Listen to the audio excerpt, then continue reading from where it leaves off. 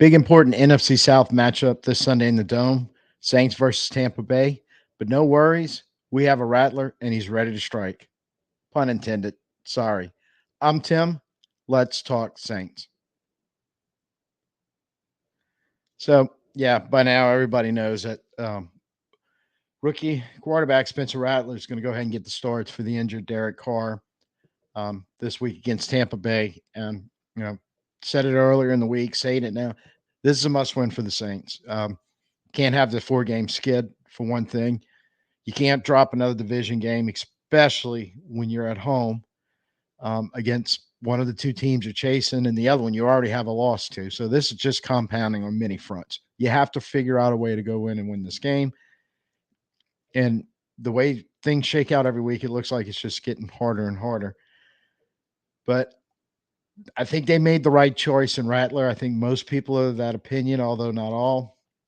And it boils down, I think, really kind of three things that factor into this decision, because I'm fairly comfortable with my statement also earlier in the week that when you're talking about all the stuff you need an NFL starting quarterback to do, starting with the first second of film / practice, whatever you're going to do for that week, from there to the first snap you're going to take, all the pre-snap stuff that you have to do, feel like both Haener and Rattler were on equal footing, more or less. I think they both, possess high football intelligence from the quarterback position. They both come from college schemes that, yes, I understand it's college, but it's very similar to what they're going to be doing here. Not a big adjustment as far as that's concerned, as far as the preparation is concerned. The adjustment's going to become more once the ball is snapped, I believe, and what's happening in the game and all the mental stuff, as well as the physical stuff, as well as the speed of the game, as well as the fact that in their college careers combined, they probably don't have a high number of true NFL caliber defenders that they played against. Well, when you're in the NFL, every defender you play against is NFL caliber. Odds are even the worst defensive player in the NFL is better than probably 95% of the guys currently in college right now, if not more. So just to keep it in perspective, it's not always an easy adjustment. But I think one of the things that Rattler has going for him is the fact that this new offensive staff came in with a scheme in mind and how they wanted to run it, but also with the understanding that the way they want to run it, they may not have been able to do because of personnel that's already here that they had to, we always use the expression square peg, round hole. Well, they had their round holes, and some round pegs, but some square. And so they had to adjust to allow for, we got to make that round hole into a square hole. So this kind of fits for this guy, for this player, for these particular reasons. Well, when they drafted Rattler, just simply put, from the quarterback position, in my mind, they're thinking, well, there's a round peg to put in the round hole in our scheme. I think that plays into it a little bit. Not to say that Haener couldn't do it, or is it also, but I don't mean this in a bad connotation, but he basically kind of feel like Rattler's their guy. So that's probably where they're leaning. First off, the other two quarterbacks on the roster, they inherited. Specifically Carr, I know they had to make some adjustments. Haener probably not so much. So even in that situation, Rattler, Haener probably fairly close. But I mean, again, Rattler's kind of their guy. And what he's going to bring into the system that they want to do that they didn't, they dabbled with Carr, but this kind of stuff is not really his strength. So in respect to them, and try to call it a whole lot or force him to do it, they try to mold the offense more to his strengths and stay away from things like design rollouts, design runs, moving pockets, RPOs especially. Nothing wrong with that. I mean, why do you want to put your quarterback in a bad position? Whereas Rattler, I think a lot of those are his actual strengths. So you can kind of take that offense that they want to do stuff like that with, roll it in with Rattler and figure we're going to be able to do some different things, and we're going to be able to force the big phrase, now we can force the defense to defend 11 players because, and I also don't mean this in a bad way, but when you have a statue in the pocket, and that's basically what Carr and a lot of the quarterbacks from, 10, 11 years in experience, you can look around the league, there's still a few of them. They're not forced so much to defend 11, it's 10 because they want to stay set in the pocket, and they're better when they're set in the pocket and can get the ball downfield that way. So I think Rattler gets a little bit of edge over Haener in those aspects. He's their guy, even though they can both kind of fit. I think some of the adjustments I expect and hope that they make for Sunday. And then that's when you really compare the two together, going, well, it's hard to argue that Haener mobility is equal to and definitely can't better than Rattler's. And it's almost impossible to argue the arm talent and the arm strength of Haener is equal to or better than Rattler. So physically, you're going, well,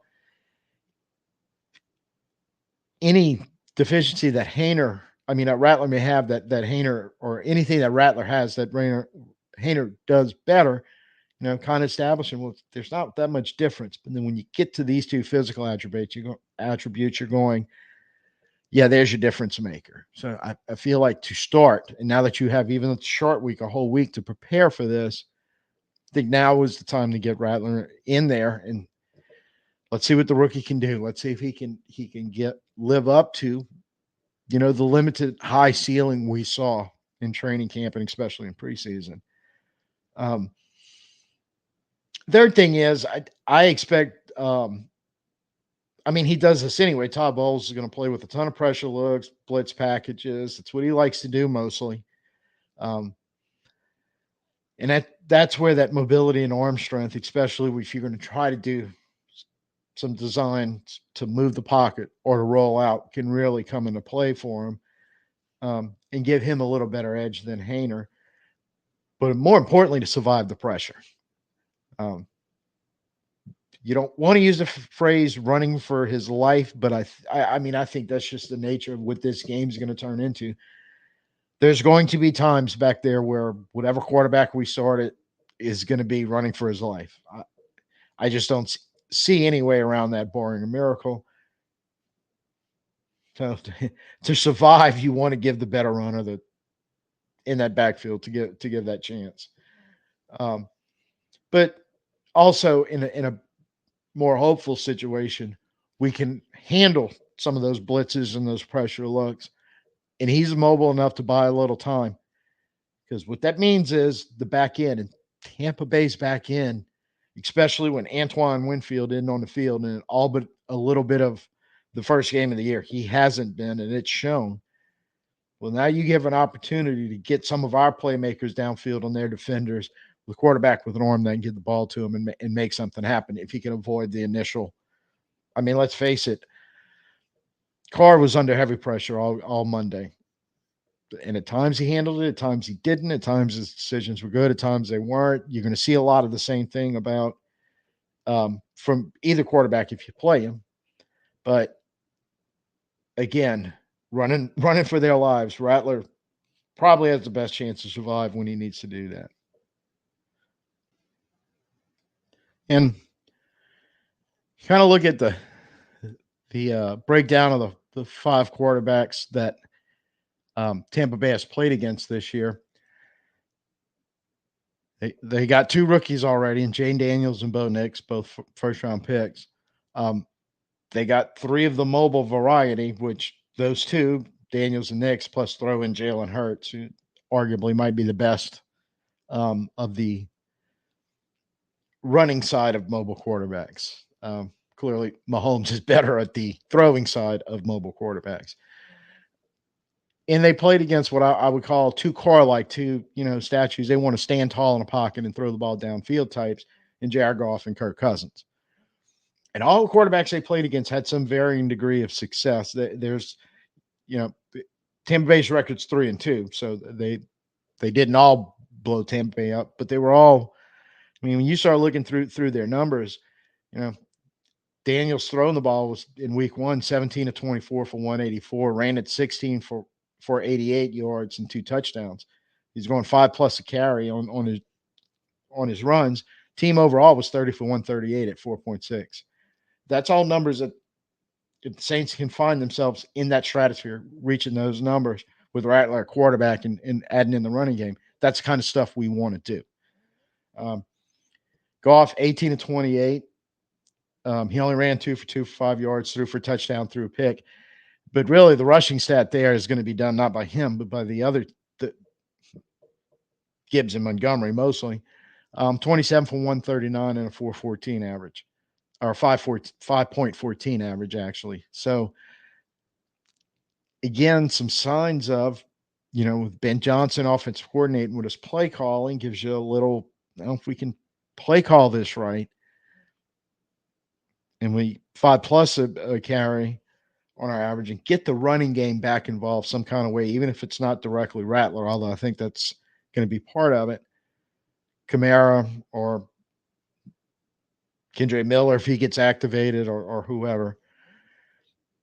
Week 3, they got Nix, 25 of 36 for 216. So there's a lot of check down stuff in that for a high percentage. No touchdowns, but no interceptions either. But he ran 9 for 47 for a touchdown. That's another 5+ average of rushing average from the quarterback position. And the team had a 4.85 average. They went 28 for 136 with quite a few running backs because Denver uses a lot of them. Hurts, 18 for 30, 158, a touchdown, no interceptions, ran 8 for 20 for a touchdown, which is only 2.5 average, but it's probably, I'm sure there was a couple of tush pushes in there that probably snaked his average down a little bit. As a team, they were 20 for 113 for a 5.65 average. Cousins. Now, that game, Atlanta fell behind early, and Tampa Bay had opened up a lead. So the rushing stats, we'll do those first, was only 18 the total attempts for 73 and a 4.1 average. And Cousins didn't have any of that. He's the statue of all statues that they played so far this year. But he finishes an insane 42 for 58 for 509, 4 touchdowns and a pick. So that game just devolved into Atlanta was basically in scramble mode a lot to get back in the game. Finally got back into it, put it in overtime, and then he hit the big touchdown pass to Mooney to win the game. So, overall 3-2, Washington, Detroit, and Philly, they beat. They lose to Denver and Atlanta, and Atlanta, like we said, an overtime game. So they've had good to really, really good quarterback play from all 5 they played, varying degrees of the stages in their career, varying degrees of mobility plus throwing or just throwing. It's defense you can get to. And like you said, kind of talking about that back end, they've only forced 5 turnovers, so about 1 a game. 3 of them are picks and 2 of them are fumble recovery. So that secondary, like we mentioned earlier, can give up some plays back there, and we have the guys that can make plays back there. They do have 12 sacks, and they're going to bring pressure, and they're going to, if they don't get the quarterback on the ground, they do a good job normally of forcing him to make some hasty, quick, possibly bad decisions with the ball. You definitely have to avoid that, and the rookies got to keep that in mind. And that pressure is going to be coming from Logan Hall and Vita Vea, 2 defensive tackles, and that's the inside pressures which giving us the most trouble, and they have 2 really good ones. And their first round pick last year, Kalijah Cansey, has not played due to injury at all this year, but going into making this video early Friday afternoon before the official injury report comes out, or at least this part of it, he's been getting some limited work. So they may be adding a 3rd guy to that mix, which has just been problematic for us all year. Their edges, they kind of go edge by contribution. Golston, Nelson, Diaby, and Tryon, I think they all have at least 1 sack with a pressure rate. They're going to rotate those guys in and out. So while they may not have 1 stud, they're just getting production by, a combination of roughly 4 guys who they keep fresh and try to just keep coming at you. Sort of like Philly's edge players when we played those guys. Very similar concept. So that front you're going to be dealing with is going to look suspiciously like Philly, and they may not have a single player as good as Jalen Carter, but it's possible that top, you know, 6 or 7 they're going to have in the rotations is as good as anybody from 1 to 7. Linebacker starts and stops right now, basically with Levante David. He's still awesome.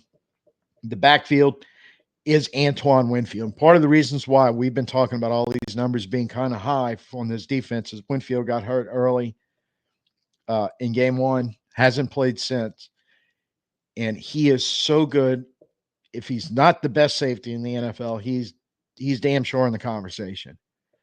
And he can affect the game so many different ways. He's basically what Honey Badger was in his prime. Winfield's hitting his prime. He does Honey Badger like stuff from that secondary, and he can do it from the back end or he can do it up from the box. And if he is going to play, the rookie better know where that guy's at all time. Him and Levante David both, but especially Winfield, because I truly believe Winfield is now their best defensive player, is their safety. And they haven't had him hardly at all this year. And it's led to, they're 30th in total yards, 378 a game, largely because they're 28th in passing at 258 a game. Still, they're giving up a little 100 plus in the rushing game on average. That's things we can work with. It's not quite the same defense that we played last week.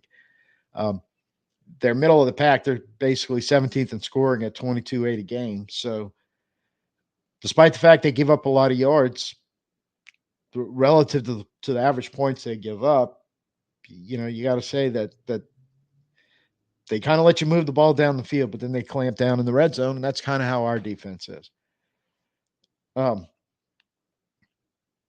It really comes down to Saints. If they want to do something on offense, they have to handle the pressure. They have to handle the pressure, and that's going to be an ongoing theme till we get healthy again along the offensive line, and hopefully that's soon. And they got to get their running game going. Same thing. It's going to be a problem until we get our offensive line a little healthier and better, but it's going to be something that every week we're going to talk about. It's handle the pressure, and you got to be able to run the ball because that will alleviate some of the pressure.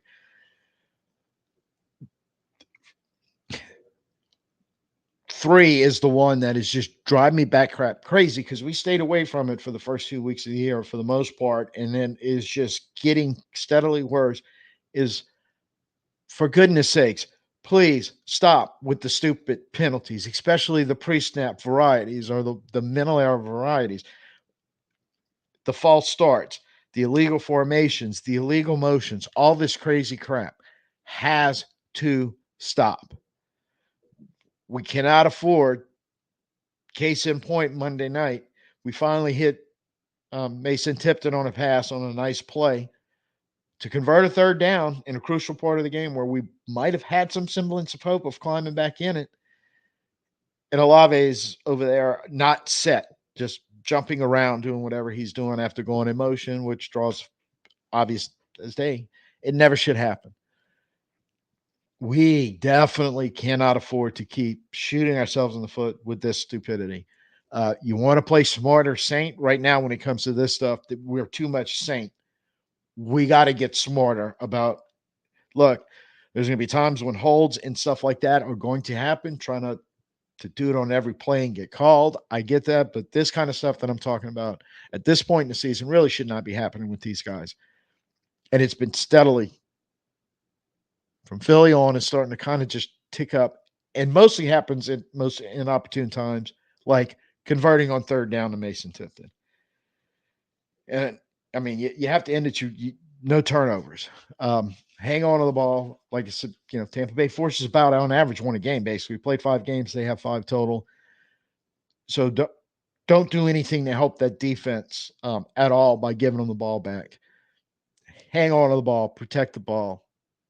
If we can do those things, not only, obviously give us a better chance to win, but this is all stuff you can't do to handicap your rookie quarterback.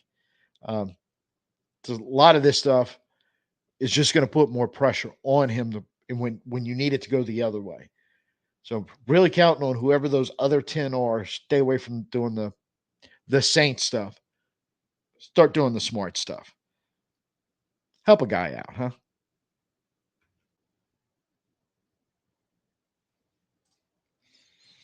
And the real thing that Tampa Bay is going to bring to this game is a very competent offense, and an offense that could hit some explosive plays on us. And that's kind of been one of the real big thorns in our defensive side is even when we're playing well, somehow breaking down and giving up that explosive play that you know just breaks our back. And even when it looks like we're going to be able to get off the field with field position and not giving up points, all of a sudden,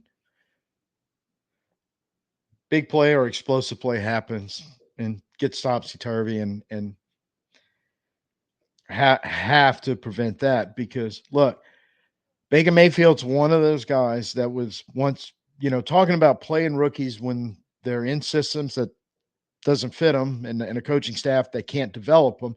There's a prime example of a guy who just bust in Cleveland. Everybody had the label on it. No hope on him whatsoever. He has a cup of coffee with the Rams and Sean McVay. I think that helped him out a lot.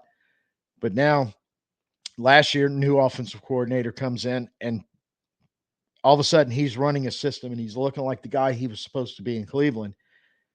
New offensive coordinator in now because the last one left to take the Carolina job. And you're thinking, okay, maybe it was just that one.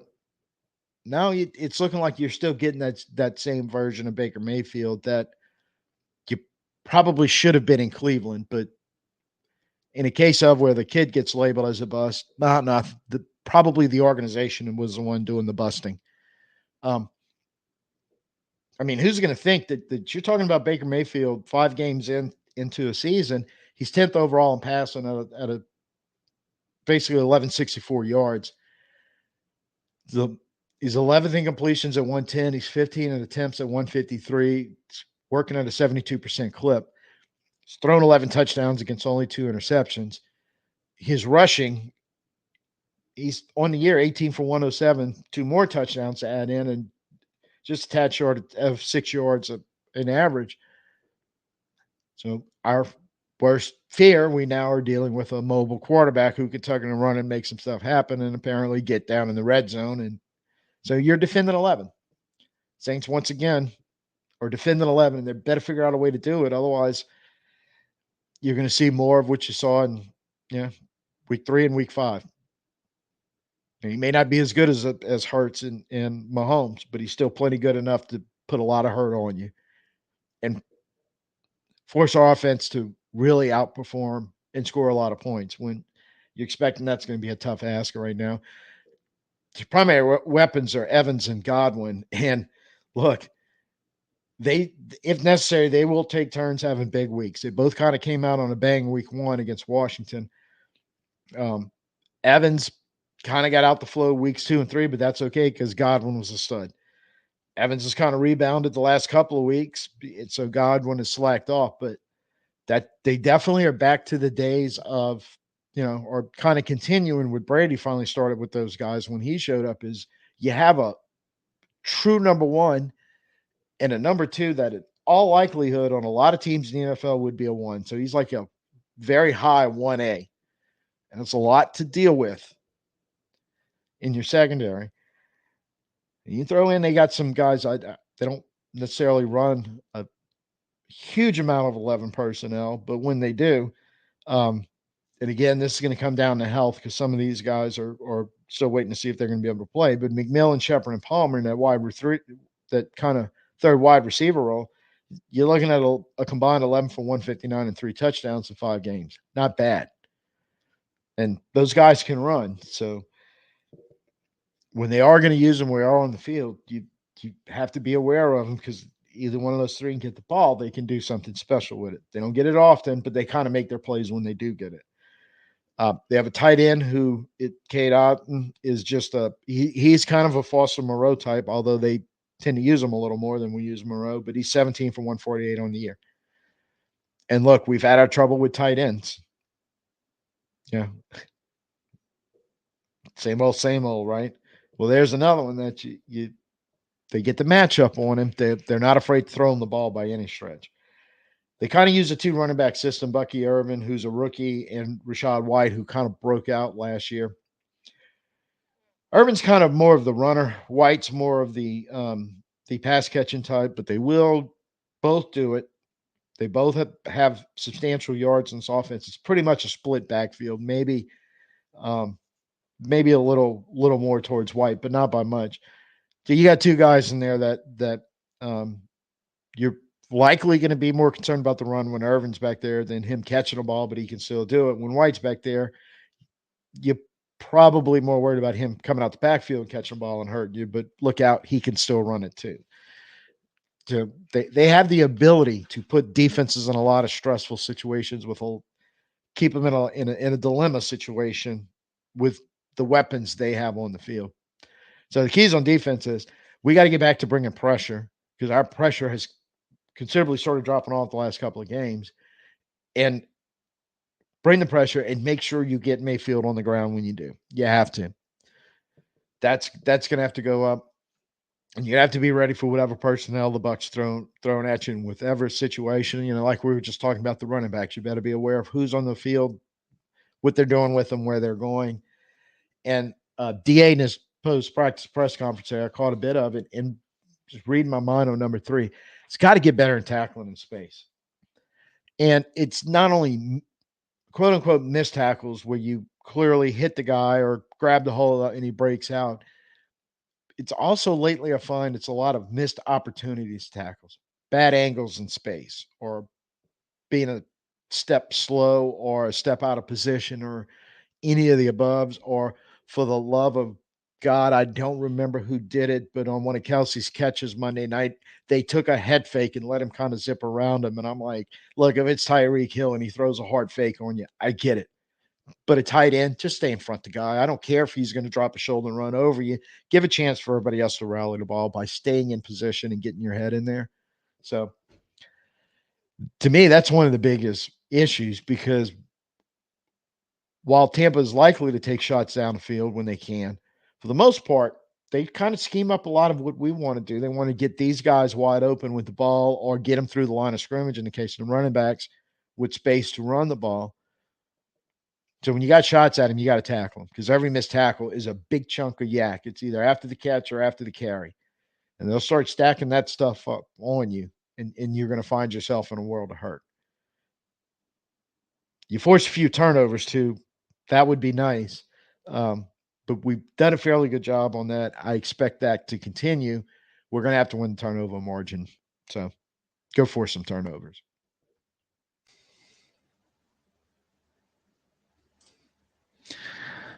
So we can wrap up the injury report real quick. It just dropped right as I was about ready to finish filming. I think no surprise, Taysom's out, Ruiz is out. I don't think anybody expected either of those two to play, but the Saints and Carr, obviously. Will Harris and Pete Werner both being out, but it looks like we're going to have a chance to get Willie Gay back. It's got a couple full practices in this week, so that's good. It'd be nice if Kendre Miller's ready to go and we can activate him off IR and have him active on game day. We'll see how that pans out. One interesting one that the DA did mention also was Lucas Patrick, who has not practiced all week, and they asked him specifically, well, can he play without practicing? And DA's response was, yeah, he's one of the guys that can play without practicing. And he actually kind of mentioned a little bit that on a short week like this, having played on Monday night, this is kind of more like more mental rep type stuff, getting guys recovered and rested while trying to get some work in, but it's not quite as physical. And yes, Lucas Patrick's one of those guys where they're like, look, we're just try to get healthy, get the rest or whatever, as opposed to getting work in practice, which sounds like it's not as much, or he even said it's not as much work as it would be in a normal week when the week isn't short. Compounded, we're going to have an even shorter week coming up next week. So I'm sure all this kind of plays together. So some of the guys that have barely practiced or didn't practice at all, the veteran types, you may see them. He just kind of sounded like they're going to be all game time decisions. Tampa Bay side is real interesting because they don't have their starting center. They don't have Izzian, which is one of their better cornerbacks. Palmer's out. Cameron Johnson, who I don't think he's played this year, but he's one of their backup receivers. All listed as out. McMillan may come back. He's been out due to injury. Um, did not think Rashad White was going to be in the doubtful category. I was expecting him to practice today and be ready, but he may not be, which is now looking like, well, they'll be possibly a little more one-dimensional with Bucky Irving, and not really sure who they've got backing up if he can't go. Antoine Winfield questionable and been limited all week, coming off since he didn't play last Thursday. I'm fully expecting him to be on the field, and he could tip a lot of scales back the other way. Golston looks like he's going to play. They have I'm not sure who Gadek is, if he's a starter or not, but they have a tackle with a concussion. But the last one really on there that's of any note is Cansey. He's had full practices, listed him as questionable, so I'm thinking he's going to be ready to step back in. So now handling defensive interior has been kind of an issue for us since McCoy went down. Well, now they're going to be adding one of their third pieces back in, and it could be a very, very long day if we still struggle on blocking on the interior like we have the last couple of weeks. And you don't even need to see the last two in Levante David and Mike Evans because they just both had rest days. They'll be good to go come Sunday.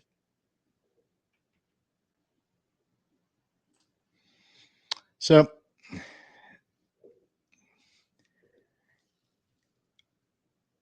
this one is going to be a tough one.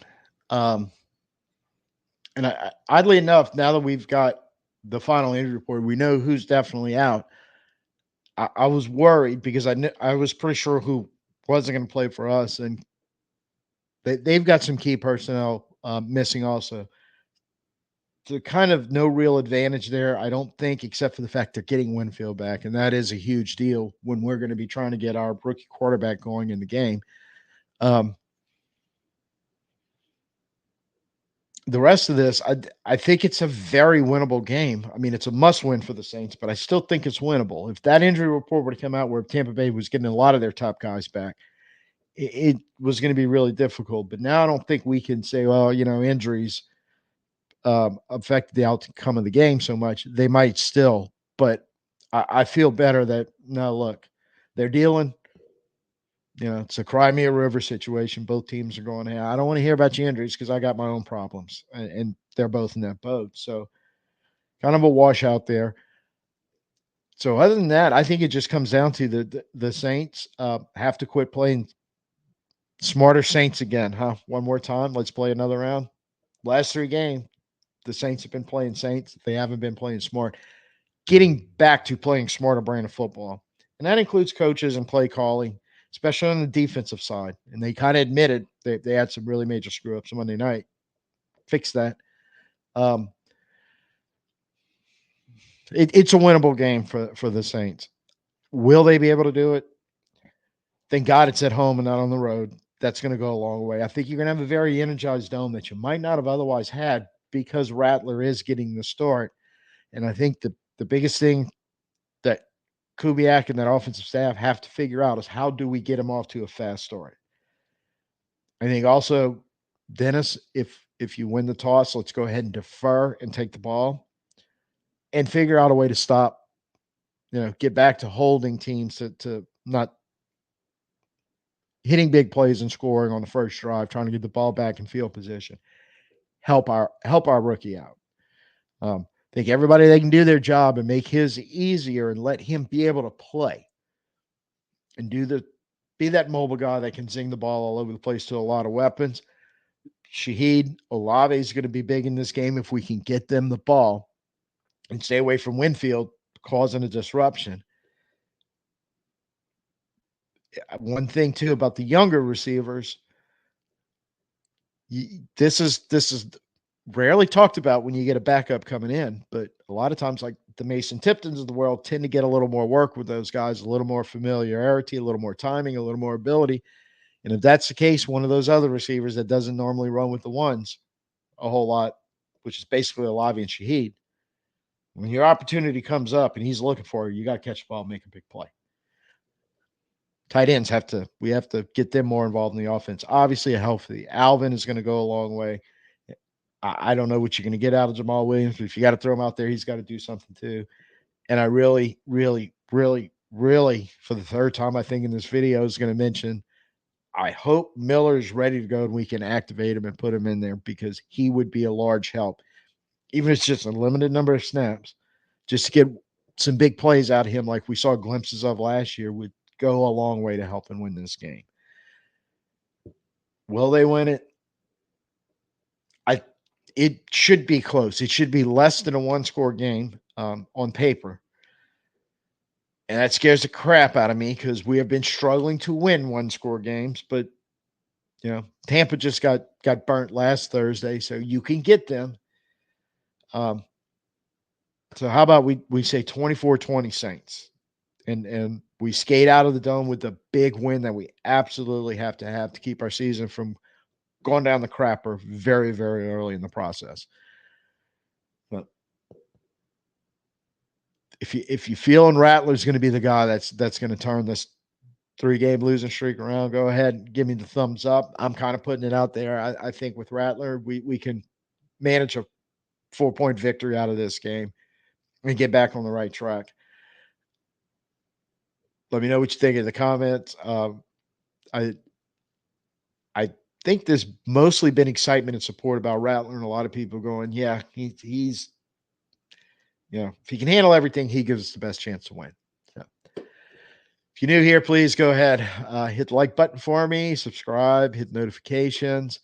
It's going to be it for the week. We're going to have the game on Sunday. We'll be post game Sunday night. It's been 3 long weeks since we've been able to celebrate and do some hoodat and all. So guys, please, let's go ahead and take care of the Bucs on Sunday and get to 3-3, get back on track, and go. Hey, our season's salvageable, but we've got to beat some of these teams that we've been giving games away to. And I feel like if Tampa could walk in and kick our butts, but I feel like if it's any type of close game and we don't win it, it's because we gave another one away. Simple as that. So, till I see you Sunday night, I'm Tim. Peace out. Who dat?